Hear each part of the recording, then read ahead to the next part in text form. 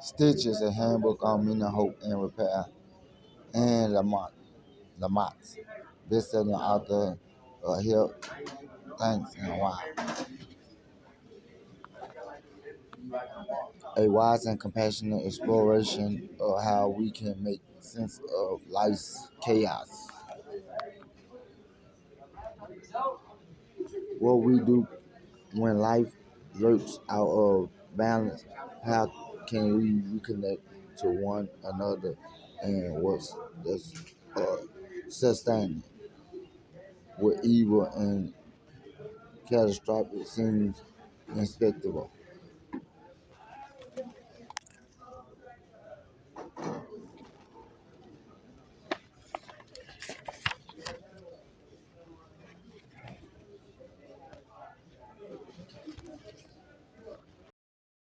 There's many passages of time, the speed in which our lives are spent in the pits of suffering. I think these questions